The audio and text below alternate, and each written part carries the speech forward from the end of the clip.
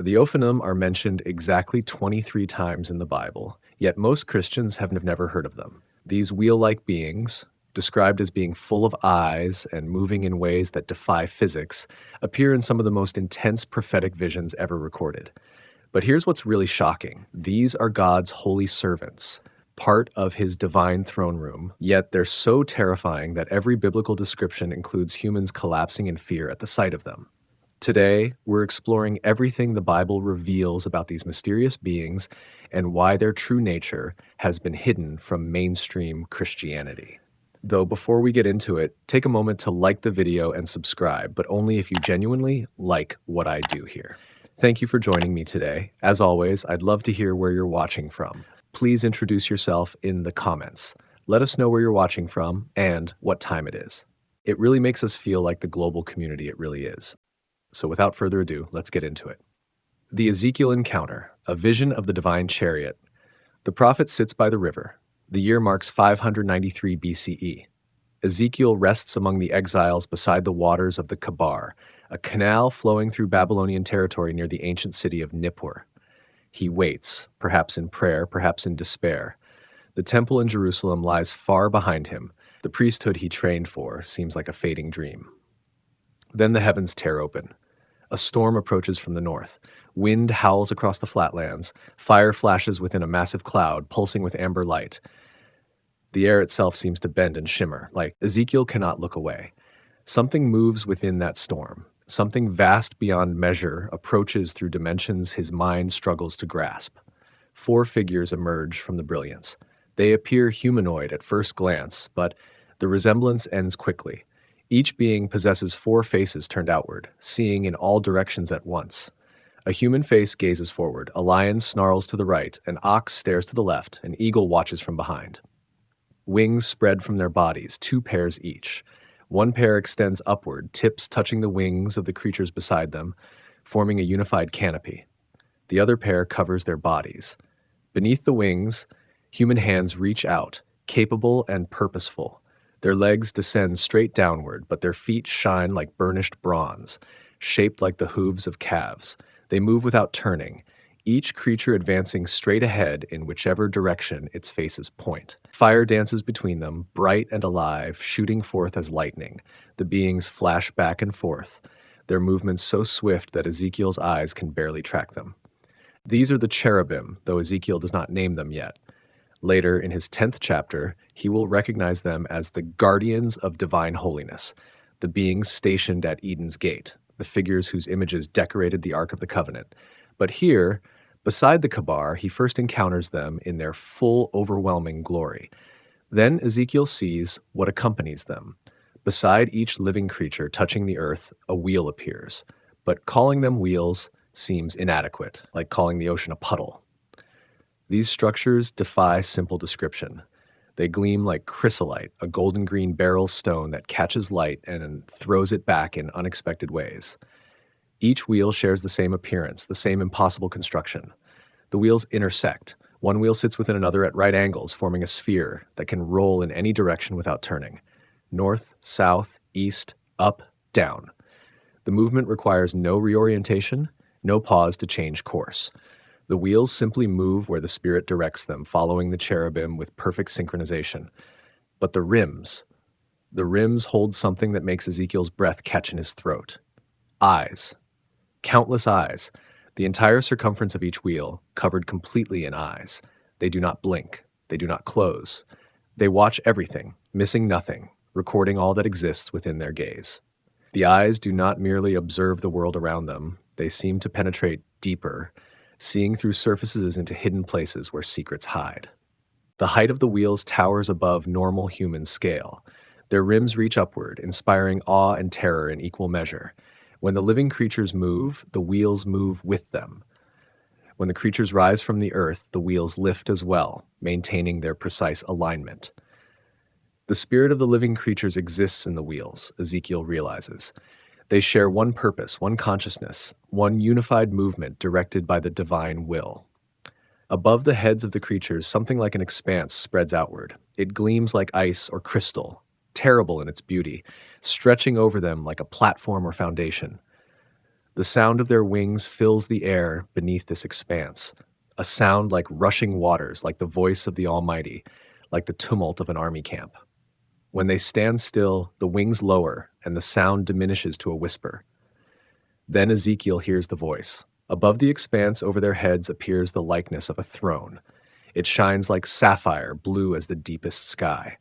Upon this throne sits a figure with the appearance of a human form.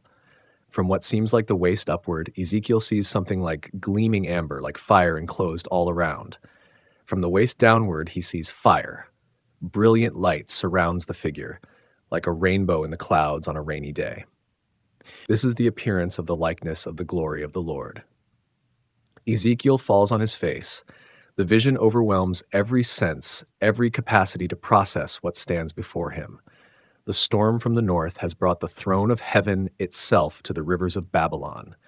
The machinery of divine presence has descended to meet one man in exile, one priest without a temple, one prophet who will carry this vision forward through generations. The wheels remain constant throughout. They form the foundation, the vehicle, the means by which divine glory moves through creation. Unlike the cherubim, whose faces and wings and hands suggest some relationship to created beings, the wheels exist as pure function and design. They represent something other, something that bridges the gap between the physical and the transcendent. Ancient texts from Mesopotamia describe divine chariots. The gods of Babylon and Assyria ride upon vehicles drawn by creatures both fearsome and strange. But Ezekiel's vision surpasses these earthly comparisons. The Merkabah, as later tradition will name this throne chariot, operates according to principles beyond human engineering. The wheels need no axles, no bearings, no mechanical connections. Spirit alone drives them.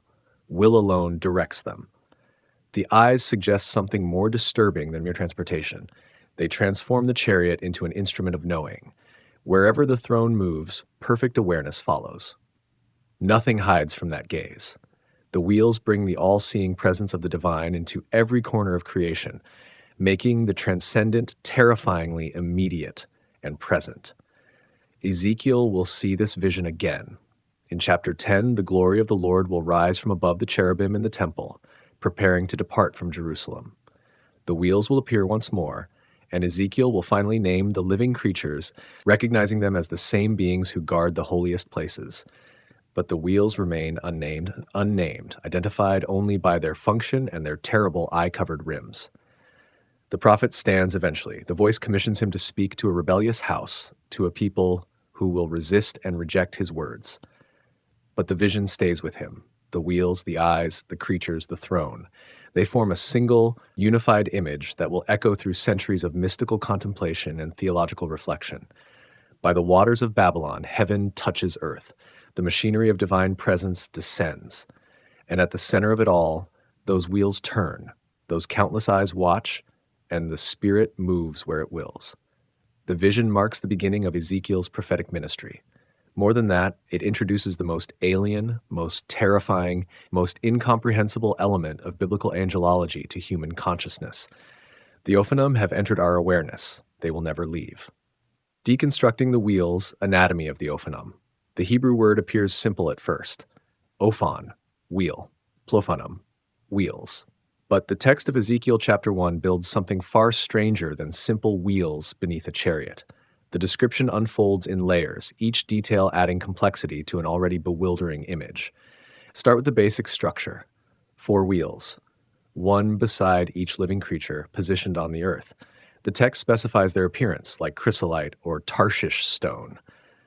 Scholars identify this as a yellow-green beryl, possibly topaz or another golden-tinged gem. The color matters because it suggests something between earthly and celestial, neither fully mineral nor fully ethereal. The wheels catch light the way precious stones do, refracting and reflecting in ways that make them difficult to look at directly. Then comes the first impossible detail. Their construction and appearance, the text says, was like a wheel within a wheel. The Hebrew phrase, Ophan betok Ophan, creates immediate confusion. How does one wheel exist within another? Some translations suggest a wheel intersecting a wheel, or a wheel at right angles to another wheel. The image emerges slowly, 2 wheels occupying the same space, perpendicular to each other, allowing movement in any direction without turning the entire structure. Ancient commentators struggled with this geometry. Imagine a wheel rolling north to south. Now imagine a second wheel occupying the same center point, rolling east to west. Together, they form a sphere that can move in any direction instantaneously. No need to pivot or reorient. The structure simply proceeds straight ahead in whichever direction the spirit desires. This design defies every principle of ancient vehicle construction. Chariots need to turn. Wheels need axles. Movement requires mechanical advantage. The Ophanim ignore these requirements entirely. The spirit drives them. Ezekiel repeats this point with emphasis. Wherever the spirit wanted to go, they went, and the wheels rose along with them, for the spirit of the living creatures was in the wheels. The wheels possess no independence. They move only as the cherubim move, rising when the creatures rise, standing when the creatures stand. Yet the text describes the spirit as being in the wheels, suggesting something more intimate than mere parallel motion. The wheels and the creatures share a unified consciousness, a single directing will that governs both. But the rims demand the most attention. The text states clearly, their rims were high and awesome, and all four rims were full of eyes all around. The Hebrew word for rim, gav, can also mean back or curve. It describes the outer edge, the circumference where a normal wheel would contact the ground. But these rims rise high, reaching upward to an intimidating height, and covering every inch of that curved surface, eyes stare outward. How many eyes? The text offers no count. The phrase mel enaim saviv suggests complete coverage, eyes filling the space around the entire rim. If we imagine four wheels, each with a full circumference covered in eyes, and remember that each wheel actually consists of two wheels intersecting, the number multiplies into the hundreds or thousands. Each eye opens outward, watching, recording, seeing without pause or rest. Ancient Near Eastern art provides some context. Mesopotamian protective spirits sometimes display multiple eyes to indicate their watchful nature, but those figures might show 2 or 4 eyes, sometimes 6. The Ophanim exceed this convention entirely, moving from symbolic multiplicity to literal covering. The eyes do not suggest vigilance, they embody total, inescapable observation. The eyes serve another function beyond sight. In Hebrew thought, the eye connects directly to knowledge and presence. To be seen means to be known. To be watched means to exist under the awareness of the watcher. The countless eyes on the Ophanim transform every space they occupy into a zone of complete divine knowledge. Nothing remains hidden, nothing escapes notice. The wheels bring total transparency wherever they roll. Consider the mechanical aspect. Normal wheels need to rotate to create movement. The Ophanim never rotate in the conventional sense. They move directionally through their intersecting design, but the eyes remain constant, always watching, always oriented outward regardless of the wheel's motion. This creates a disturbing effect. The eyes see continuously in all directions simultaneously, never turning away, never losing sight of anything within their domain. The height of the rims adds another element of terror. These structures tower above human scale. When Ezekiel describes them as high and awesome, the Hebrew word yare carries connotations of fear and reverence together. The height inspires awe not because it impresses, but because it overwhelms. The wheels dominate the visual space, rising above the human observer, placing the eye-covered rims at a level that looks down upon everything earthly. The connection between wheels and creatures operates seamlessly. When the creatures move, the wheels move. When the creatures rise from the earth, the wheels rise with them. The text emphasizes this parallelism repeatedly, driving home the point that these elements function as a single unified mechanism. The living creatures may appear more organic, with their faces and wings and hands, but the wheels match them precisely in motion and purpose. Some details emerge in Ezekiel's later vision in chapter 10. There, the prophet sees the same wheels in the temple courts and adds new information. He hears someone call them the whirling wheels, or the wheel in Hebrew, galgal, suggesting rotation or circular motion. The cherubim place their hands into the fire that burns between them and take coals to scatter over Jerusalem. The wheels remain present throughout this scene, maintaining their position beside each creature. In chapter 10, Ezekiel also describes the eyes more extensively. Not only do the rims contain eyes, but their whole body, their backs, their hands, their wings, and the wheels themselves were full of eyes all around. This expands the earlier description, suggesting that the eye coverage extends beyond the rims to the entire integrated structure of creatures and wheels together. The vision becomes a landscape of watching, of being seen from every angle by countless perceptive organs. The text provides no explanation for why this design exists. Ezekiel simply reports what he sees. Later, tradition will interpret the meaning, but the prophet himself offers only description. The wheels move by spirit. They contain eyes beyond counting. They rise and fall with the living creatures. They form the base of the divine throne chariot. These facts stand without commentary, without justification, without apology. The geometry alone disturbs modern readers. Computer graphics artists have attempted to render the Ophanim, creating animations that show intersecting wheels covered in eyes. The results unsettle even those familiar with the biblical text. The wheels seem to occupy impossible spaces, moving in ways that hurt to watch, their surfaces crawling with observing eyes that never rest. But the ancient audience would have found them equally disturbing for different reasons. To them, the Ophanim represented a radical departure from known divine imagery. Egyptian sunbarks, Babylonian god chariots, Canaanite cloud riders, none of these featured anything like the eye-covered wheels. The vision stood alone, unique, defying categories and comparisons. The wheels refuse easy symbolism. They do not represent anything else. They simply are what the text describes. Structures of intersecting rings, covered in eyes, moved by spirit, forming the foundation of God's mobile throne. Their function defines them completely, leaving no room for metaphorical softening of their strange reality. Function over form. The Ophanim as God's mobile throne. The throne dominates the vision. Everything else serves this central reality. The cherubim stand beneath it. The expanse spreads below the seated figure. The wheels touch the earth, providing the mechanism by which throne, creatures, and glory move as one unified vehicle. Understanding the Ophanim requires understanding their purpose. They make divine presence mobile. Hebrew scripture presents a theological problem that the ancient world struggled to resolve. If God exists everywhere, how can any place contain divine presence?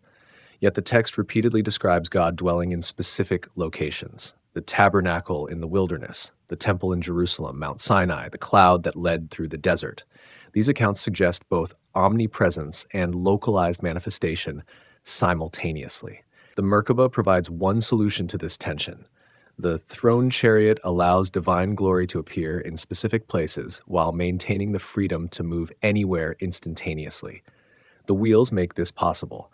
Unlike a stationary throne, unlike a temple fixed to one location, the Merkabah travels. It can descend from heaven. It can appear beside a river in Babylon. It can return to the temple courts. It can depart when holiness is profaned. Ancient Near Eastern kings rode chariots. These vehicles symbolized power, mobility, and military might. A king on a chariot could move swiftly across his territory, appearing unexpectedly to enforce his will, inspire his troops, or crush his enemies. The chariot extended the king's reach beyond the palace, making his presence felt throughout the realm. The divine chariot multiplies this concept infinitely. Where an earthly king can visit his provinces, divine presence can manifest anywhere in creation. Where a war chariot might strike fear in enemy armies, the Merkabah brings absolute awareness and inescapable judgment. The wheels ensure that no place remains too remote, no corner too hidden, no refuge too distant from the gaze of divine holiness. The Ophanim fulfill this function through their unique design. Their intersecting structure allows instantaneous directional changes. The spirit moves them without delay or limitation. Physical terrain poses no obstacle. The wheels rise from the earth as easily as they roll upon it. Water, mountains, valleys, cities all become equally accessible to the throne they bear. But mobility serves a deeper purpose than mere transportation. The wheels bring presence, and presence brings knowledge. The eyes covering their rims activate whenever the throne appears. Wherever the Merkabah manifests, total observation begins. The location becomes transparent to divine sight. Everything within range of those countless eyes falls under complete scrutiny. Consider Ezekiel's situation. The exiles in Babylon might have believed themselves beyond God's reach. The temple lies destroyed or distant, depending on the date of the vision. The promised land exists far away across hostile territory. Perhaps divine attention focused only on Jerusalem, only on the physical location of the temple. Perhaps distance provided some shelter from divine judgment or concern. The vision shatters this illusion immediately. The throne appears in Babylon. The wheels touch foreign soil. The eyes observe exiled priests beside a Mesopotamian canal. Divine presence moves where it wishes, constrained by nothing, limited by nothing, contained by nothing. The Ophanim make this freedom terrifyingly real. The connection between wheels and throne remains explicit throughout Ezekiel's visions. In chapter 10, as the glory prepares to depart from the temple, the cherubim stand at the entrance of the east gate. The wheels stand beside them. When the glory rises from above the cherubim, the wheels lift as well. When the cherubim spread their wings and rise from the earth, the wheels rise beside them. The entire structure moves as one: throne, glory, creatures, wheels, all unified in purpose and motion. Later, the glory stops at the entrance of the east gate. 25 men worship the sun with their backs to the temple. The abominations within the holy place reach their peak. The glory must depart. The wheels facilitate this departure, carrying the divine presence out of the defiled temple, over the Mount of Olives, away from Jerusalem entirely. Without the wheels, the glory might remain trapped in a polluted space. The Ophanim provide the means of departure, the vehicle for holy withdrawal. This mobility contains an implicit threat. What comes can also leave. What appears can disappear. The throne's arrival brings blessing or judgment depending on what the eyes observe. The presence that dwells can abandon. The glory that fills can depart. The wheels make all of this possible, turning divine presence from a static reality into a dynamic force that responds to human behavior. Jewish commentators throughout history recognize this function. The Merkabah became a central image in mystical thought because it represented the means by which heaven and earth interact. The throne descends through the wheels. Prophets experience divine encounters because the chariot brings presence into their sphere. The gap between transcendence and immanence closes temporarily when the Ophanim roll.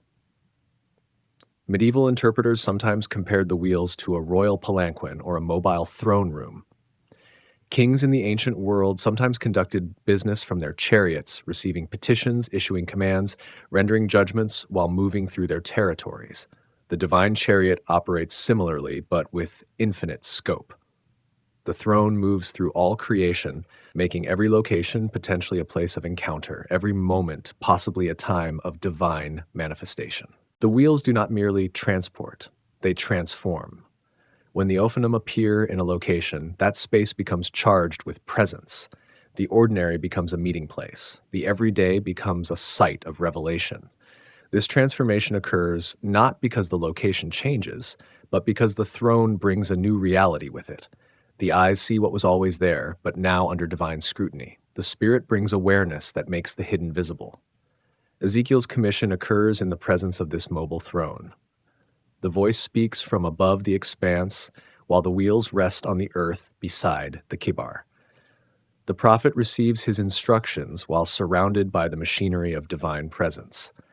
This setting matters because it demonstrates that prophetic authority derives from encounter with the mobile throne. The message comes not from a distant heaven, but from a present reality that has descended to meet the messenger. The departure vision in chapter 10 mirrors this function in reverse. As the glory leaves the temple, Ezekiel watches the process unfold in stages. The glory rises from the cherubim, it moves to the threshold of the temple, it stops at the east gate. Finally, it moves to the mountain east of the city. Each stage involves the wheels. Each movement demonstrates their function, to carry the divine presence wherever it chooses to rest or to abandon. Scholars note that this mobility distinguishes the biblical vision from surrounding ancient Near Eastern theology. Other deities might travel between sanctuaries, but their presence remained tied to physical cult images and temple structures. The biblical text presents something different, a presence that requires no physical anchor, no statue, no fixed location. The wheels embody this freedom, making the throne independent of human construction or control. The Ophanim serve the throne, but they also protect it. Their eye-covered rims create a perimeter of total awareness around the divine seat. Nothing approaches unobserved. No threat goes unnoticed. The wheels form a defensive barrier, not through physical might, but through perfect knowledge. They make surprise impossible, concealment futile, approach transparent. This protective function operates in multiple directions. The wheels protect the throne from profane intrusion, but they also expose profane spaces to divine scrutiny. The eyes see outward from the throne, making everything around the Merkaba visible to the one seated above. The protection runs both ways, guarding the holy from pollution while revealing pollution to holy judgment. The genius of the design lies in its completeness. The intersecting wheels allow movement in any direction. The Spirit provides motivation without mechanical limitation. The eyes ensure awareness in all directions simultaneously. The height of the rims extends this awareness upward, preventing any blindness above or below. Together, these features create the perfect vehicle for omnipresent manifestation, able to appear anywhere, aware of everything, carrying the fullness of divine glory wherever it goes.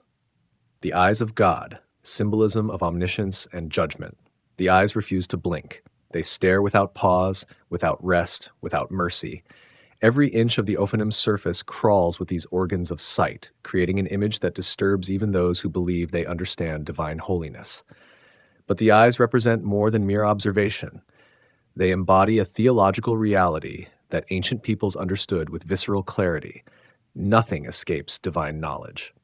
In Hebrew thought, sight and knowledge connect inseparably. The verb to see often means to know or to understand. When God sees, divine seeing penetrates beyond surface appearance into hidden truth. The eyes on the Ophanim take this connection to its ultimate expression. They do not merely look at things, they know things. They comprehend what they observe with perfect understanding, missing no detail, overlooking no significance. The number of eyes matters profoundly. A single eye might symbolize basic awareness. Multiple eyes suggest enhanced vigilance. But countless eyes covering every surface create something different, total, inescapable knowledge. There exists no angle from which to hide, no shadow where darkness provides concealment, no distance great enough to escape that gaze. The multiplication of eyes transforms quantity into quality, turning enhanced vision into absolute omniscience.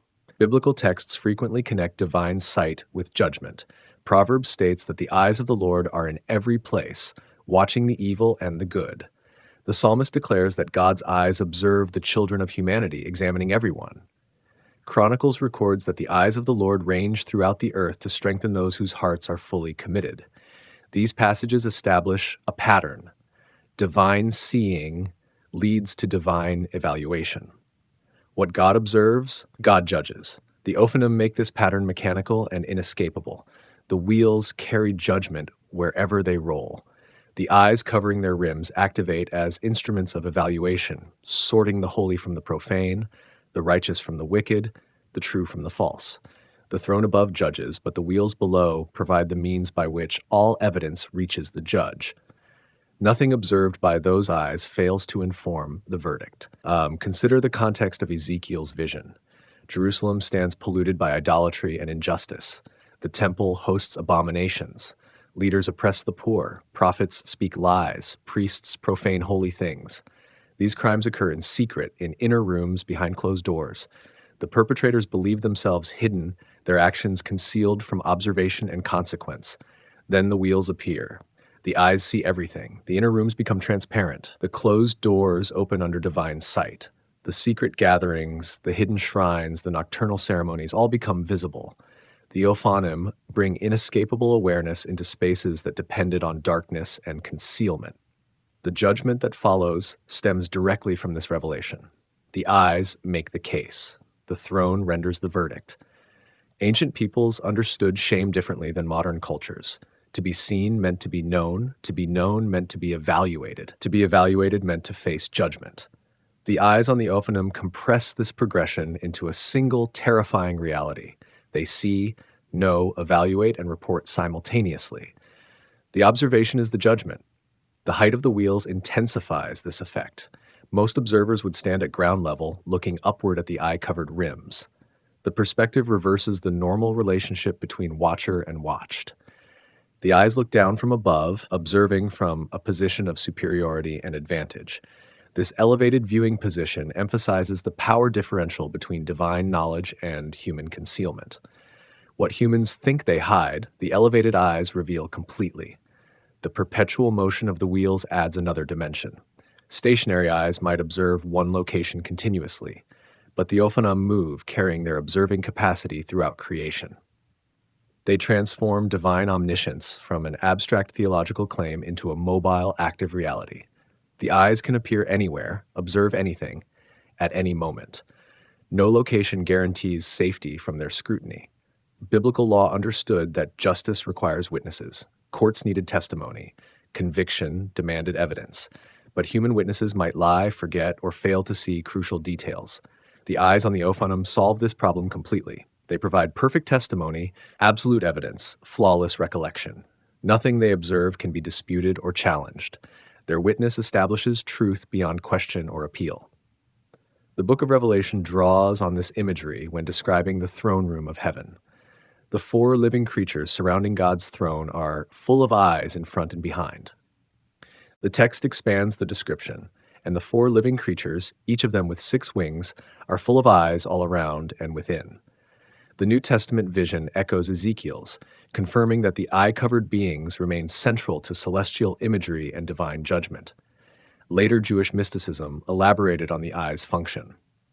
The Hekkelot texts describe heavenly palaces guarded by angels whose purpose is to observe and evaluate those seeking to ascend. These guardians possess the power to permit or deny entry based on what they see. The Ophanim functions similarly on a cosmic scale, observing all of creation to determine worthiness, holiness, and righteousness. Medieval Christian interpretation connected the Ophanim's eyes to divine providence. God's eyes watch over creation not merely to judge, but to guide, protect, and sustain. The countless eyes see needs before they are expressed, dangers before they arrive, opportunities before they pass. This more benevolent reading softens the terror somewhat, but maintains the central truth. Nothing escapes divine awareness. But judgment remains the primary association. The eyes on the wheels appear in contexts of divine evaluation. They observe Jerusalem's sins before the glory departs. They watch the abominations in the temple before judgment falls. Their presence signals that the time for hidden wickedness has ended. What they see will be addressed. What they record will be answered. The emotional impact of countless watching eyes cannot be understated. Modern horror often uses eyes as a symbol of paranoia and surveillance. Being watched creates anxiety. Being unable to escape observation generates fear. The Ophanim took this psychological reality and made it theological. Under their gaze, every human being stands completely exposed, totally known, utterly transparent. This exposure serves multiple purposes. For the wicked, it brings terror. Their hidden deeds become public knowledge in the divine court. Their secret sins stand revealed. Their concealed violence, their private corruption, their masked cruelty, all become visible evidence against them. For the righteous, the eyes might offer comfort. Their hidden faithfulness receives recognition. Their secret prayers are observed.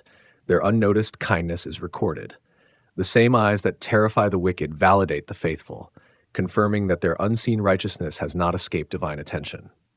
But even this comfort carries weight. To be known completely means to have no private self, no unobserved thought, no secret motive. The eyes see not only actions but intentions, not only deeds but desires. Perfect knowledge extends to the inner life, the hidden heart, the unspoken wish. Nothing remains truly private when the Ophanim turn their gaze upon creation. The theological implications stretch beyond individual judgment. The eyes observe nations, watching how societies treat their vulnerable members.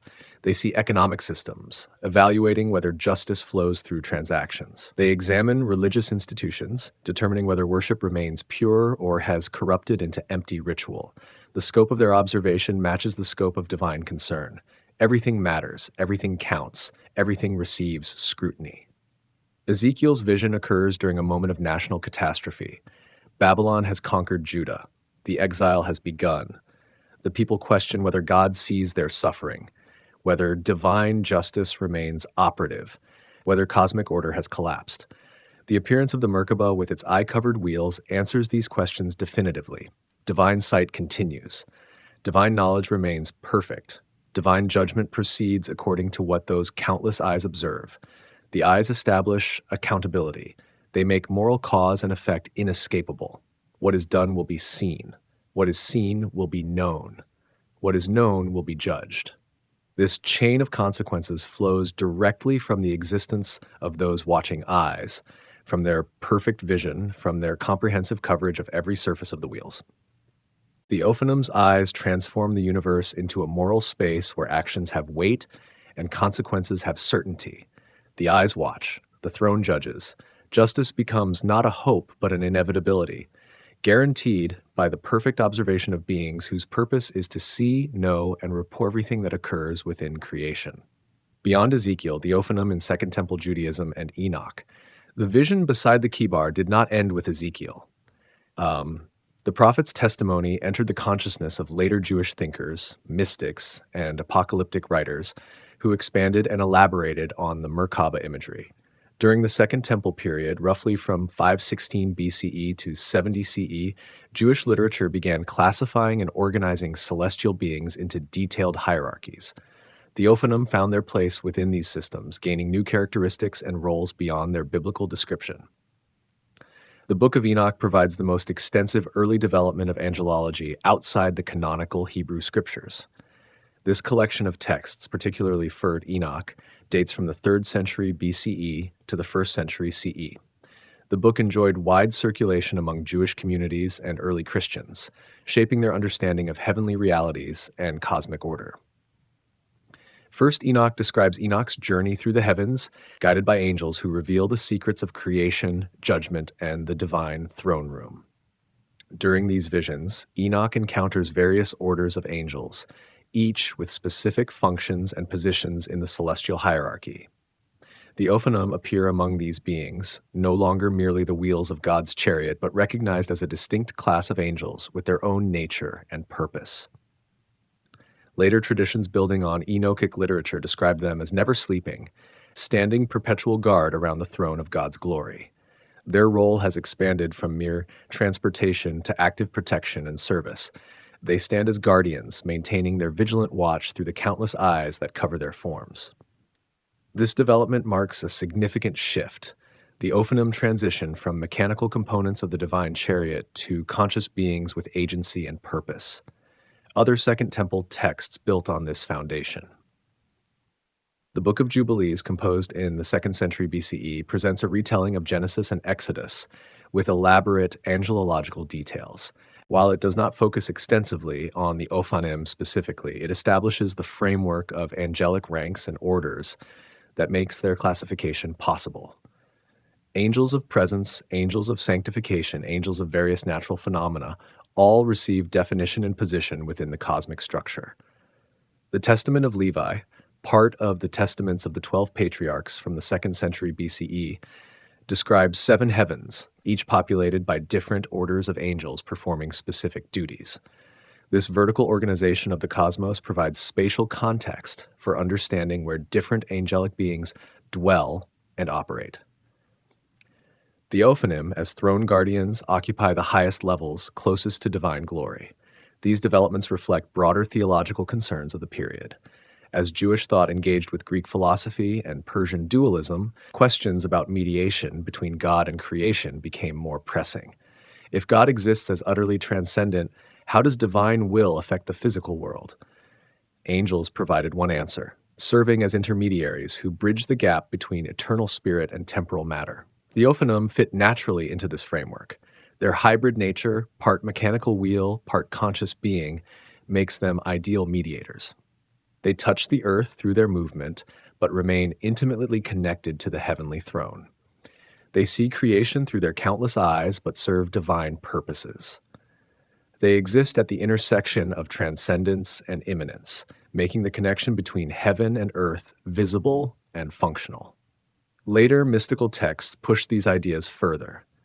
The Hekkalot literature, which emerged between the 3rd and 7th centuries CE, describes practices for ascending through heavenly palaces to stand before God's throne. These texts treat the Merkaba vision not as a unique prophetic experience, but as a template that trained mystics might replicate through proper preparation and technique. In this literature, the Ophanim take on a more terrifying aspect.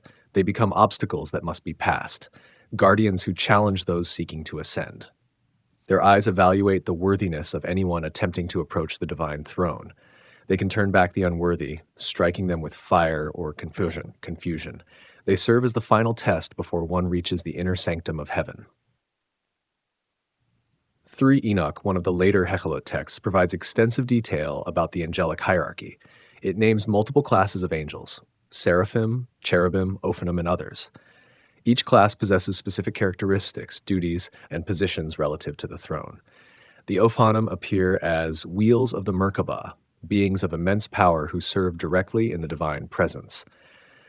According to mystical texts that develop from this tradition, they shine like torches. They burn like fiery coals. They speak in voices like thunder. The eyes covering them see in all directions simultaneously, missing nothing. When they move, the heavens shake. When they speak, the earth trembles. Their presence alone inspires terror in lesser angels who serve at greater distances from the throne. This literature also introduces the concept of angelic songs and hymns. The Ophanim, along with other high-ranking celestial beings, continuously praise the divine glory. Their voices combine with the seraphim and cherubim in an endless liturgy that maintains cosmic order. The songs are not optional or occasional. They form part of the mechanism by which creation sustains itself. Should the praise cease, reality itself might collapse. The hierarchical position of the Ophanim matters tremendously in this literature. They rank among the highest orders, closer to the divine throne than most other angels. Only the seraphim and cherubim share this intimate proximity. This placement reflects their function, beings who serve at the center of divine activity, witnessing and participating in the governance of all creation. The Dead Sea Scrolls, discovered in caves near Qumran between 1947 and 1956, preserve texts from a Jewish sect active during the Second Temple period. Among these scrolls, the Songs of the Sabbath Sacrifice describes heavenly worship in elaborate detail. The text presents 13 songs, one for each Sabbath of the first quarter of the year, describing the celestial liturgy and the angelic priests who conduct it. These songs mention the Ophanim as participants in heavenly worship. They stand in the divine sanctuary, joining the other angelic orders in praise. The texts describe their radiance, their movement, their voices. The earthly Sabbath worship at Qumran was understood as participating in this heavenly liturgy, creating a connection between the community's prayers and the cosmic praise offered by the Ophanim and their companions. This connection between earthly and heavenly worship became central to Jewish mystical practice. The Ophanim were not distant, abstract beings. They represented a reality that humans could approach through proper devotion and technique. The gap between human and angelic existence might be traversed, at least temporarily, through mystical ascent or through participation in liturgy that mirrors heavenly patterns. Rabbinic literature from the same general period shows more caution about these speculations. The Mishnah and Talmud, compiled between the 2nd and 6th centuries CE, contain discussions about the Merkabah vision, but warn against excessive speculation. The opening chapter of Ezekiel was recognized as dangerous material, not to be studied by anyone immature or unprepared. One might teach it to an individual if that person was wise and understanding, but public exposition was forbidden. Stories circulated about rabbis who delved too deeply into Merkabah speculation and suffered consequences. 4 entered the orchard or paradise of mystical contemplation. 1 died, 1 went mad, 1 became a heretic. Only Rabbi Akiva entered and departed in peace. These warnings reflect genuine concern that meditation on beings like the Ophanim could overwhelm human consciousness, leading to psychological or spiritual damage. Yet the fascination persisted. The Ophanim represented something unique in the celestial hierarchy. Other angels might appear more approachable, more comprehensible. The seraphim at least have a somewhat relatable form. The cherubim, while strange, still possess faces and wings that suggest created beings. But the Ophanim remain fundamentally alien, wheels covered in eyes, moved by spirit, existing at the boundary between mechanism and consciousness. This alienness made them powerful symbols for mystical transformation. To encounter the Ophanim meant to face the truly other, to confront divine reality without the softening mediation of familiar forms. They challenged every human category, every attempt to domesticate the divine, into manageable concepts. The eyes forced the mystic to recognize being seen, being known, standing transparent before absolute awareness. The liturgical dimension expanded their significance beyond individual mystical experience. Jewish worship incorporated references to angelic praise, particularly in the Kedusha, the sanctification prayer that quotes the seraphim's cry from Isaiah. While the Ophanim do not feature as prominently in this specific prayer, the broader tradition of joining earthly to heavenly worship created space for contemplating their role in cosmic order. Philo of Alexandria, a Jewish philosopher writing in the 1st century CE, attempted to synthesize biblical tradition with Greek philosophical concepts. His works discuss angels primarily as divine powers or aspects of the Logos. He pays less attention to specific angelic orders like the Ophanim, focusing instead on the general principle of intermediary beings between God and creation. Yet even in his more abstract framework, the need for beings that bridge transcendence and immanence remains central. Early Christian texts show familiarity with these Jewish traditions about angelic orders. The New Testament mentions thrones, powers, principalities, and other celestial ranks. Colossians speaks of things visible and invisible, whether thrones or dominions or rulers or authorities. These references suggest a shared vocabulary between Jewish and early Christian communities regarding heavenly hierarchies. The term thrones in these Christian texts may connect to the Ophanim, as later tradition explicitly identified them with the thrones. But during this early period, the connection remained implicit rather than systematic. Christian writers focused more on Christ's supremacy over all angelic powers than on detailed classification of those powers. The destruction of the Second Temple in 70 CE marked a turning point for Jewish mysticism. Without the physical temple, speculation about heavenly worship and celestial sanctuaries gained new urgency. If the earthly temple lay in ruins, perhaps the heavenly temple could provide focus for devotion and hope. The Ophanim, as guardians and components of the divine throne, played crucial roles in these mental reconstructions of sacred space. The apocalyptic crisis following the temple's destruction also intensified interest in divine judgment. If God allowed such catastrophe, what did this reveal about cosmic justice? The Ophanim, with their countless observing eyes, provided assurance that divine knowledge remained perfect despite apparent chaos. Nothing escaped notice. Every act of violence and destruction had been recorded. Justice would eventually prevail because the throne still stood, the wheels still turned, the eyes still watched. This period also saw increased speculation about the structure of heaven itself. How many levels existed? Which angels inhabited each level? What barriers separated them? The Ophanim typically appeared in descriptions of the highest heaven, the level closest to divine glory. They formed part of the throne's immediate environment, sharing space with the cherubim and seraphim in the inner sanctum of cosmic authority. These developments shaped how later Jewish and Christian thinkers understood spiritual reality. The Ophanim ceased to be merely strange images in a prophetic text. They became part of a comprehensive cosmology that organized spiritual beings, explained divine interaction with creation, and provided maps for mystical ascent toward divine encounter. Chariots of Fire, the Merkabah mystics and ascension practices.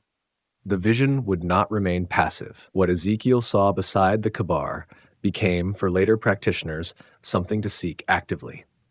Between the 3rd and 10th centuries CE, Jewish mystics developed practices aimed at replicating the prophet's experience, ascending through heavenly realms to stand before the Merkabah. These practitioners, known as Merkabah mystics or riders of the chariot, created detailed texts describing techniques, dangers, and visions associated with this pursuit.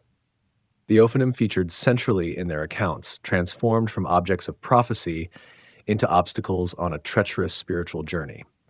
The Hekkelot texts form the core literature of this movement. Written in Hebrew and Aramaic, these documents describe heavenly palaces, angelic guardians, secret names, and the perils facing anyone attempting to ascend. They present the Merkabah vision not as a unique prophetic gift, but as an attainable goal for those willing to undergo rigorous preparation and accept terrible risks. The basic cosmology positions 7 heavenly palaces, one above the other, leading to the highest heaven where the divine throne sits. Each palace has gates guarded by powerful angels. These guardians challenge anyone seeking entry, demanding passwords, testing worthiness, and turning back those unqualified to proceed. The Ophanim appear at the highest levels, forming part of the throne's immediate retinue and serving as final gatekeepers before one reaches the ultimate goal. Preparation for ascent required extensive study and practice. The aspirant memorized divine names, angelic titles, and sacred seals. These verbal and conceptual tools provided protection during the journey. Without them, the guardian angels might strike down the mystic, casting them back to earth or worse. The texts warn repeatedly about the dangers involved, describing practitioners who attempted ascent unprepared and suffered madness, burning, or spiritual annihilation. The ascent began with intensive meditation and prayer. The mystic would recite specific hymns and invocations, sometimes while fasting or practicing other forms of asceticism. The goal was to achieve a state where consciousness could separate from the physical body and rise through the heavenly realms. This out-of-body experience allowed the practitioner to approach realities normally hidden from mortal perception. As the mystic ascended through the palaces, each level presented new challenges. The guardian angels at each gate appeared terrifying, wielding fire and judgment. They questioned the ascending soul, demanding proof of worthiness to pass. The mystic responded with the proper names and seals, demonstrating knowledge that granted passage. Failure at any stage could prove catastrophic, ejecting the practitioner from the heavenly realms or subjecting them to angelic punishment. The Ophanim appeared as the mystic neared the throne. These beings did not simply guard a gate like lower angels. They constituted part of the throne's structure itself, the wheels upon which divine glory rested and moved. To approach the Merkaba meant to approach them, to come within range of their countless eyes, to expose oneself to their perfect observation. The texts describe this encounter in visceral terms. The Ophanim shine with unbearable brightness. Their wheels turn with sounds like rushing rivers or armies in battle. The eyes covering their surfaces focus on the ascending mystic, evaluating, judging, determining worthiness. Heat radiates from them like furnaces. Their very presence threatens to consume anyone unholy who approaches too closely. The mystic must withstand this scrutiny without faltering. Any impurity, any unconfessed sin, any hidden wickedness becomes immediately visible under the gaze of those eyes. The Ophanim see completely, missing nothing. They expose the ascending soul's true nature without mercy or mitigation. Those found worthy may proceed. Those found lacking face immediate judgment, cast down from the heights they struggled to reach. One text, the Greater Heckalot, describes the throne room in overwhelming detail. The cherubim stand at the four corners. The seraphim surround the seat. The Ophanim form the base, their wheels touching the crystal sea that spreads beneath the throne. Fire flows between all these beings, creating a barrier of flame that protects the divine presence from profane approach. The mystic who reaches this point stands at the culmination of the ascent, beholding what few mortals ever witness. But beholding carries its own dangers. The texts warn that staring too long at the Merkaba can blind or burn. The glory radiating from the throne exceeds human capacity to absorb. The mystic must maintain perfect focus, neither looking away in fear nor staring too directly in presumption. This balance requires extraordinary discipline and spiritual strength. The Ophanim play another role beyond judgment. They participate in the celestial liturgy that continuously unfolds around the throne. Their voices join with the seraphim and cherubim in endless praise. The mystic who successfully ascends may hear this cosmic song, understanding for the first time the worship that sustains creation. Some texts suggest that the mystic joins this liturgy temporarily, adding a human voice to the angelic chorus. This participation transforms the practitioner. To stand before the Merkaba, to pass the scrutiny of the Ophanim, to join the heavenly worship. These experiences marked one as changed, elevated, initiated into mysteries beyond normal understanding. The mystic returned to earthly existence, but carried the vision within, shaped by the encounter with ultimate holiness. Not all ascents succeeded. The texts record failed attempts, describing practitioners who approached the throne but could not withstand what they encountered. Some saw the Ophanim and fled in terror, unable to endure the eye's penetrating gaze. Others approached too confidently, lacking proper reverence, and the throne guardians struck them down. Still others began the ascent but turned back partway, recognizing their unpreparedness before reaching the highest palace. The tradition preserved stories of great mystics who mastered the ascent. Rabbi Akiva stands foremost among them, the one who entered paradise and returned in peace. His success validated the practice while emphasizing its difficulty. If even 3 out of 4 learned men failed catastrophically, what hope did ordinary practitioners have? Yet the tradition persisted, drawn by the profound transformation that successful ascent supposedly conferred. The practices also included communal elements. Groups of mystics would gather, supporting one another's attempts to ascend. They would recite the necessary hymns together, creating a sacred space where mystical experience became more likely.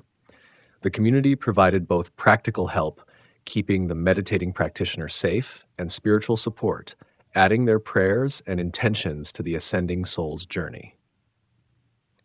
The Merkaba tradition faced opposition from some rabbinic authorities. These leaders worried about the psychological dangers, the theological presumption, and the potential for charlatanism. Claiming to have ascended to God's throne could convey enormous spiritual authority. How could one verify such claims? What prevented false mystics from inventing visions and leading others astray? The warnings in rabbinic literature reflect these concerns, attempting to limit Merkaba speculation to only the most qualified and mature individuals. Yet the tradition survived these restrictions, passed down through generations of practitioners who believed the ascent possible and valuable. The Ophanim remained central to this practice, representing the ultimate test of worthiness. Their countless eyes saw truth that could not be hidden. Their position at the throne made them unavoidable for anyone seeking the highest mystical experience.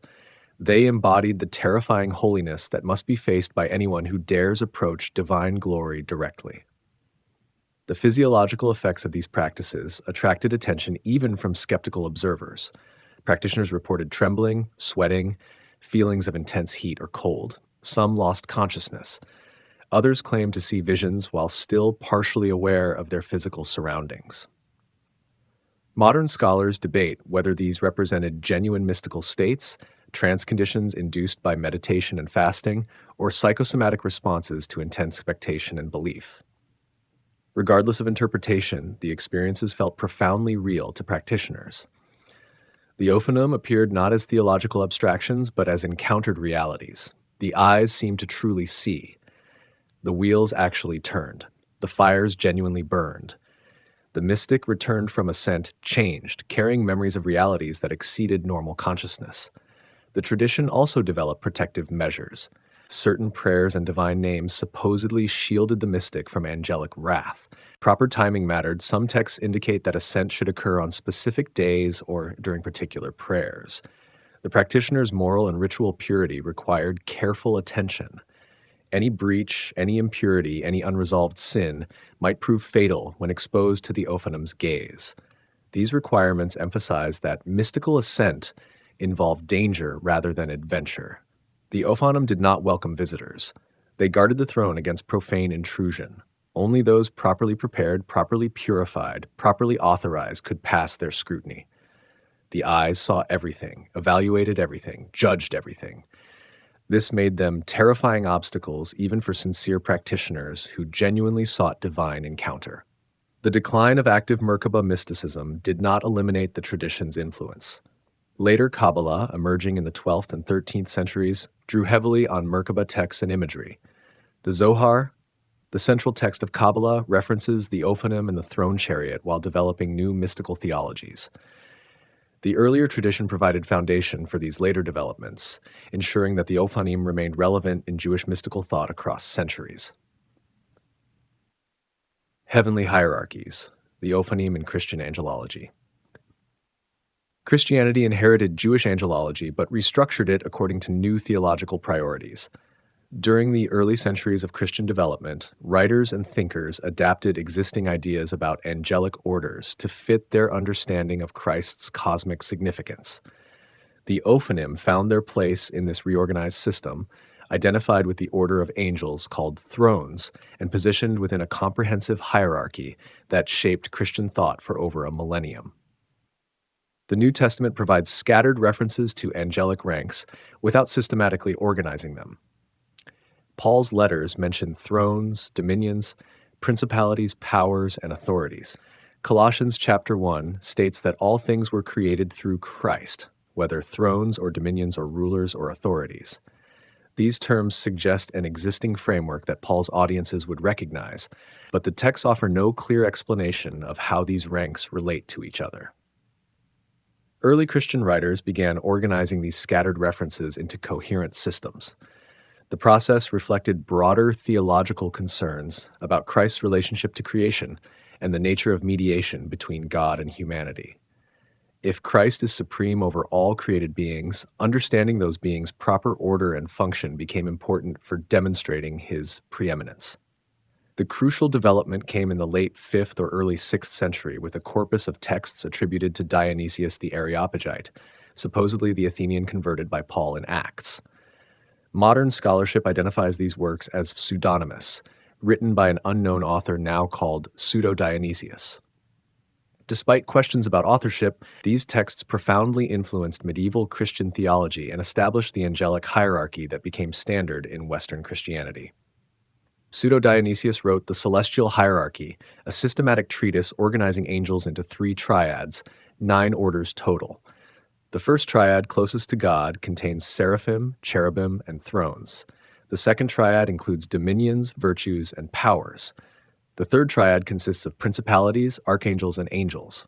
Each order possesses specific characteristics and functions, with higher orders mediating divine knowledge to lower ones in a cascading flow of illumination. The identification of Ophanim with thrones appears explicitly in this system. Pseudo-Dionysius draws on biblical imagery, particularly from Ezekiel and Revelation, to characterize each order. The thrones derive their name from their function. They serve as the seat of divine justice, bearing God's throne and facilitating the execution of divine judgments. Their position in the highest triad reflects their proximity to divine glory and their role in the most intimate aspects of divine governance. The text describes thrones as exalted, removed from all that is earthly, focused upward toward divine reality. They possess stability, permanence, and receptivity to divine presence. Their name indicates their function. They receive God and make his judgments manifest. The imagery of wheels, of eyes, of the throne-bearing function from Ezekiel all support this identification. The Ophanim become thrones, the angelic order that most directly participates in divine justice and sovereignty. This Christian framework altered how the Ophanim were understood. In Jewish mysticism, they remain somewhat mechanical, part of the divine chariot's structure. Christian theology personalized them more fully, treating them as individual angelic beings with consciousness, will, and relationship to God. They served God's purposes not merely as instruments, but as willing participants in divine governance. The hierarchy established clear distinctions between orders. The seraphim, whose name means burning ones, focus primarily on love and worship. They burn with passionate devotion to God, their entire existence consumed by adoration. The cherubim possess fullness of knowledge and wisdom. They contemplate divine truth and understand the mysteries of God's nature and purposes. The thrones manifest divine justice and judgment. They bear the weight of God's sovereign rule and execute his righteous decisions throughout creation. This threefold division of the first triad reflects a theological understanding of divine attributes. Love, wisdom, and justice form the primary characteristics of God's interaction with creation. The highest angels embody these attributes, mediating them to lower orders and eventually to humanity. The thrones, as bearers of justice, play a crucial role in this schema. Without them, divine righteousness remains abstract rather than enacted. Medieval theologians elaborated extensively on this framework. Thomas Aquinas, writing in the 13th century, devoted significant attention to angelic orders in his Summa Theologica. He affirmed the ninefold hierarchy while adding philosophical precision to the distinctions between orders. Angels differ in nature, not merely in function. Their essential being determines their place in the hierarchy, not arbitrary assignment by divine decree. Aquinas addressed specific questions about the thrones. Do they literally bear God's throne? In what sense can spiritual beings serve as seats? He resolved these questions by treating the throne imagery metaphorically while maintaining real distinctions between angelic orders. The thrones receive divine illumination concerning justice and judgment. They understand and participate in God's righteous governance in ways that lower angels do not. Their bearing of the throne represents their intimate knowledge of divine justice rather than physical support of a literal seat. This interpretation moved away from the visceral imagery of Ezekiel's vision. The wheels covered in eyes, the intersecting rings, the spirit-driven movement, these concrete details became abstract theological concepts. The terrifying alienness of the Ophanim softened into philosophical categories. Yet something valuable was lost in this translation. The biblical vision's power derived partly from its refusal to explain itself, from its presentation of beings that defied comprehension. The theological systematizing made the Ophanim comprehensible, fitting them into rational categories that diminished their otherworldliness. Artistic representations reflected this tension. Medieval and Renaissance artists depicted angels constantly, creating countless images of celestial beings. The seraphim appeared as six-winged figures, often red or flame-colored. The cherubim showed multiple faces or heads, referencing Ezekiel's description. But the thrones posed challenges for visual representation. How does one paint intersecting wheels covered in eyes? How does one make such imagery devotional rather than disturbing? Some artists avoided the problem by depicting thrones as winged elders seated on celestial seats. This approach drew on Revelation's 24 elders who sit on thrones around God's throne. It created a manageable image, but abandoned the specific biblical description of the Ophanim. Other artists attempted more literal renderings, painting wheels with eyes, or creating hybrid figures that combined wheels with humanoid forms. These efforts often appeared awkward or confusing, struggling to translate Ezekiel's vision into medieval aesthetic conventions. The liturgical tradition preserved some connection to the biblical imagery. Eastern Orthodox hymnography occasionally references the thrones in terms closer to Ezekiel's original vision, maintaining the strangeness that Western theology tended to domesticate. The Divine Liturgy includes references to the many-eyed cherubim, sometimes understood to include the Ophanim or thrones. These liturgical fragments kept alive a sense of celestial beings that exceed normal comprehension. Dante's Divine Comedy provides perhaps the most influential medieval literary treatment of the angelic hierarchy. In Paradiso, the poet ascends through the celestial spheres, encountering angelic orders at each level. The thrones appear in the heaven of Saturn, where spirits of contemplatives dwell. Dante describes them as reflecting divine judgment, radiating light that represents the justice of God flowing through creation. His presentation follows Pseudo-Dionysius closely, embedding the hierarchy in a cosmic vision that shaped Western imagination for centuries. Protestant reformers questioned some aspects of medieval angelology while maintaining belief in angelic beings. They rejected elaborate speculation about angelic hierarchies as unbiblical, arguing that Scripture provides little clear information about such details. The specific identification of Ophanim with thrones, of seraphim and cherubim with particular functions, struck some reformers as reading too much into limited biblical evidence. Yet the basic framework persisted even in Protestant thought. Angels exist. They serve God in various ways. Some rank higher than others based on their proximity to divine glory and the importance of their assigned tasks. The specific ninefold hierarchy might be questioned, but the general principle of angelic orders remained accepted. The Ophanim thus retained their place in Christian imagination, even if their exact classification and function became matters of debate rather than settled dogma. Modern Christian theology shows less interest in detailed angelology. The focus has shifted toward Christ's work of redemption, the Church's mission, and practical Christian living. Angels appear primarily in Christmas narratives and occasional discussions of spiritual warfare. The elaborate hierarchies that fascinated medieval thinkers receive little attention in contemporary preaching or teaching. The Ophanim specifically have faded from most Christian consciousness, remembered primarily by those who study biblical symbolism or historical theology. Yet their influence endures in subtle ways. the image of divine justice watching everything through countless eyes, of God's throne moving throughout creation, of judgment that sees and knows all. These concepts shaped Christian understanding of divine providence and human accountability. The Ophanim may not be named in sermons, but the theology they represent continues to inform Christian belief about God's governance of creation and the certainty of ultimate justice. Modern terror and reverence, from UFOs to AI and pop culture. The 20th century witnessed an unexpected revival of interest in the Ophanim, triggered not by religious devotion or mystical practice, but by technological speculation and popular culture. As humanity developed new technologies and confronted new existential questions, the ancient vision of wheels covered in eyes suddenly seemed relevant again. The Ophanim re-entered public consciousness as subjects of UFO theories, symbols of artificial intelligence, and inspiration for horror and science fiction. Their biblical strangeness resonated with modern anxieties in ways their original audience could never have anticipated. The connection to UFOs emerged in the 1960s and 1970s as the ancient astronaut theory gained popularity. Writers like Erich von Däniken proposed that many religious texts, including the Bible, actually describe encounters with extraterrestrial visitors, whom primitive peoples misinterpreted as gods or angels.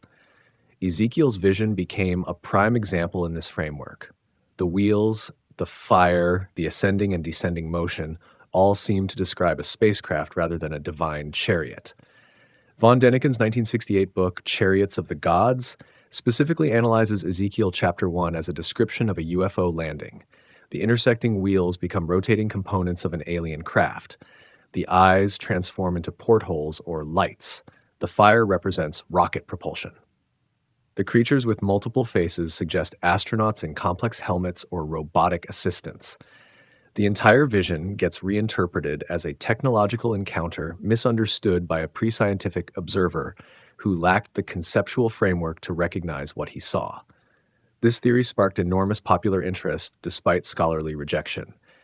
NASA engineer Joseph Blumrich even published The Spaceships of Ezekiel in 1974, attempting to reconstruct the craft's technical specifications based on biblical description. He proposed that the wheels functioned as helicopter-like rotors, that the intersecting design allowed for stable hovering, and that the overall structure represented a plausible spacecraft design. His engineering background lent apparent credibility to the interpretation, though critics noted he began with the assumption that Ezekiel described technology and worked backward to make details fit. The ancient astronaut interpretation strips away the theological meaning while preserving the terror. Instead of divine judgment, the countless eyes become surveillance equipment. Instead of omniscience, they represent advanced monitoring technology. Instead of holiness, they suggest alien superiority. The Ophanim remain frightening in this framework, but for different reasons. Not because they embody divine justice, but because they demonstrate technological advancement beyond human comprehension. This secular reinterpretation reveals something important about the original vision. Its power does not depend entirely on theological context. The image itself disturbs us. Wheels that move in impossible ways, countless watching eyes, the fusion of mechanical and organic elements. Whether we understand these as angels or aliens, they violate our expectations about how things should look and function. The discomfort they generate operates at a level deeper than specific religious or technological interpretation. The rise of artificial intelligence and concerns about surveillance have given the Ophanim new relevance. In the early 21st century, as cameras proliferate throughout cities, as algorithms track behavior online, as facial recognition systems identify individuals in crowds, the image of countless eyes watching everything suddenly feels less ancient and more prophetic. The Ophanim prefigure a world where observation becomes total, where nothing escapes monitoring, where privacy dissolves under comprehensive surveillance. This connection appears repeatedly in contemporary discourse about AI. The Ophanim represent one possible future, a reality where artificial intelligence observes all human activity, processes that information according to programmed parameters, and executes judgments based on what it sees. The eyes become cameras and sensors. The spirit that moves the wheels becomes the algorithm that processes data. The throne becomes the server infrastructure that houses and directs these systems. Biblical imagery merges with technological anxiety. The comparison holds disturbing validity. Both the Ophanim and AI systems feature characteristics that challenge human comfort. Both observe continuously without rest or distraction. Both process information according to rules humans may not fully understand. Both occupy a strange position between tool and being, serving purposes while possessing capacities that exceed simple instruments.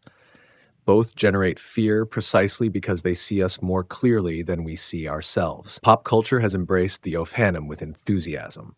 The wheels appear in video games, anime, comics, and horror stories, usually emphasized for their alien and terrifying qualities. Artists rediscover the biblical description and recognize its potential for generating unease. The multiple eyes, the impossible geometry, the sense of vast intelligence behind inhuman form, these elements work perfectly for horror and science fiction purposes. The biblically accurate angels trend on social media platforms, particularly during the late 2010s and early 2020s, brought renewed attention to the Ophanim. Artists created images showing angels as described in scripture rather than as depicted in traditional religious art. The contrast proved striking and disturbing. Instead of beautiful humans with wings, viewers encountered wheels covered in eyes, beings with multiple faces, structures that defy normal perception. The Ophanim featured prominently in these depictions, their strangeness perfectly suited to challenging comfortable assumptions about angels. This trend revealed a hunger for the genuinely alien, for images that provoke authentic unease rather than familiar fright. Horror fiction has trained audiences to recognize certain patterns: monsters with teeth and claws, ghosts in abandoned buildings, demons with horns and tails. These tropes have become comfortable through repetition, but the Ophanim offers something different, something that feels alien rather than monstrous, disturbing rather than merely scary. Video games have utilized the Ophanim as inspiration for boss creatures and cosmic horrors. The geometric design translates well into digital rendering, allowing programmers to create enemies that move in unsettling ways and overwhelm players with the sensation of being watched from all directions. Games like Bayonetta feature explicit references to angelic hierarchies, including thrones designed as golden wheels covered in wings and eyes. These digital recreations make the ancient vision interactive, allowing players to experience approaching and battling beings inspired by Ezekiel's text. Anime and manga, particularly works dealing with religious or mystical themes, have drawn on the Ophanim for visual design. Series like Neon Genesis Evangelion feature beings called angels that bear little resemblance to traditional Western angel imagery, but incorporate elements from biblical descriptions of celestial beings. While not directly labeled as Ophanim, some designs clearly reference the wheels within wheels and multiple eyes motifs from Ezekiel's vision. The horror genre specifically has found the Ophanim useful for cosmic horror narratives in the tradition of H.P. Lovecraft. These stories emphasize as incomprehensible entities whose very existence threatens human sanity. The Ophanim fit naturally into this framework. They possess intelligence and purpose, but operate according to logic foreign to human understanding. They watch and judge according to standards humans cannot fully grasp. They embody a consciousness so different from ours that encountering it might break our minds. This modern horror interpretation recovers something from the original biblical context. The Merkabah mystics warned that unprepared practitioners might go mad from encountering the throne and its guardians. The rabbinic cautions about studying Ezekiel chapter 1 reflected genuine concern about psychological harm. The terror the Ophanim inspired in ancient audiences stemmed partly from this recognition. Some realities exceed human capacity to process safely. Modern cosmic horror rediscovers this truth without necessarily accepting its theological framework. The post-human discourse in contemporary philosophy also finds the Ophanim relevant. As thinkers speculate about futures where human and machine merge, where biological and artificial intelligence blur together, the biblical wheels offer a precedent for beings that transcend simple categories. The Ophanim operate according to spirit, yet function mechanically. They possess consciousness, yet serve as components of a larger structure. They exist at the intersection of multiple ontological categories, refusing to fit neatly into human assumptions about the nature of being. Transhumanist writers sometimes reference the Ophanim when discussing the possible evolution of intelligence beyond biological constraints. What might consciousness become when freed from the limitations of organic brains? The wheels suggest one possibility: awareness distributed across a structure, seeing from multiple perspectives simultaneously, moved by purpose rather than confined by physical necessities. The eyes represent not individual senses, but a unified field of perception that grasps everything within its range. The environmental movement has occasionally adopted Ophanim imagery to represent nature's comprehensive awareness. The countless eyes suggest that everything we do to the planet is observed and recorded. The wheels' movement through all directions implies that environmental damage cannot be hidden or isolated. What we do in one place affects conditions everywhere. The throne above the wheels represents not divine judgment but natural consequence, the inevitable results that follow from treating creation carelessly. Religious communities have responded variously to this cultural revival.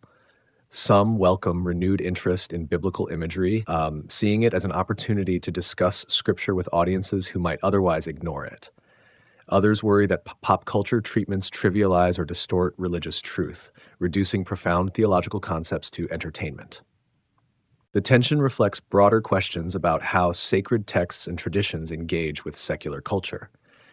The Ophanim also appear in discussions about surveillance capitalism and data collection.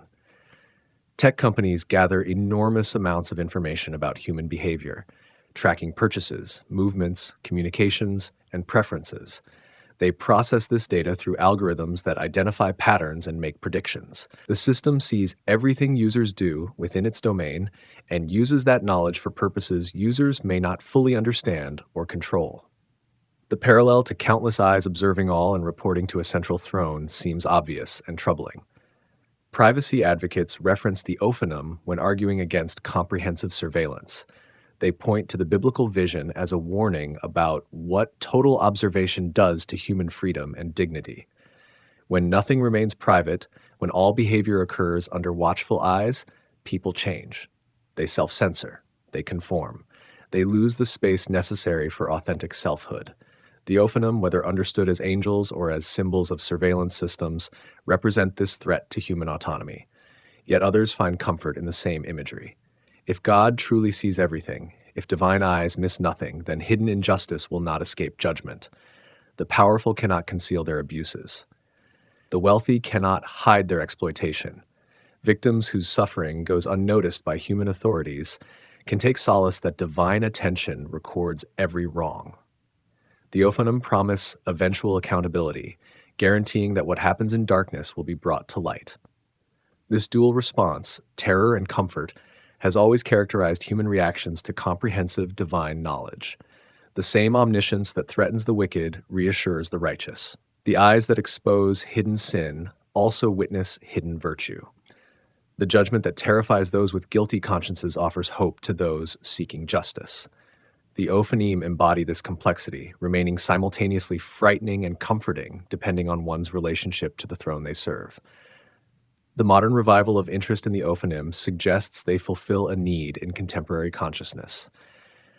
We live in an age of transition, caught between familiar human scales of existence and emerging realities we struggle to comprehend.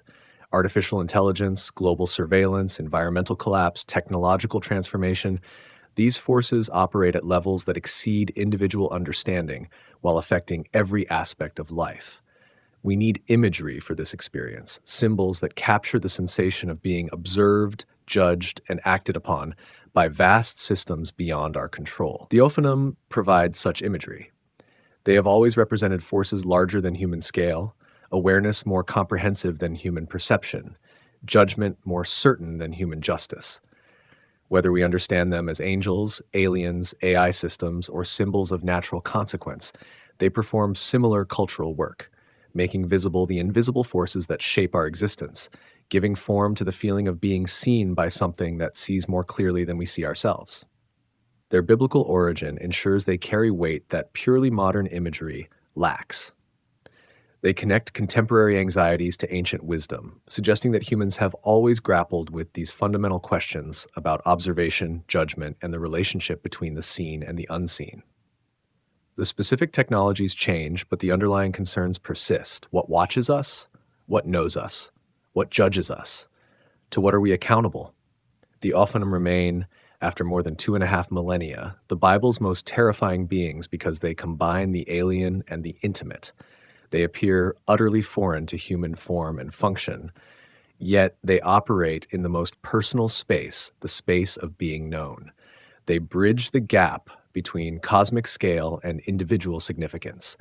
They prove that what seems distant and abstract can suddenly become immediate and concrete. They demonstrate that the machinery of divine presence or cosmic justice or technological surveillance or natural law can arrive anywhere, see everything, miss nothing. This terror carries no simple resolution. We cannot stop being seen. We cannot escape the eyes. We cannot hide from what knows us completely. The Ophanim teach this lesson relentlessly. Transparency is not optional. Accountability is not escapable. Judgment is not avoidable. Whether the eyes belong to angels, algorithms, or nature itself matters less than recognizing their fundamental function. They watch, they know, they report to powers that act on what they reveal. And the wheels turn. The eyes never close. The watching continues. The Ophanim roll on through creation, carrying the throne that judges all, seeing everything, missing nothing, making every hidden thing visible under their countless, unblinking gaze.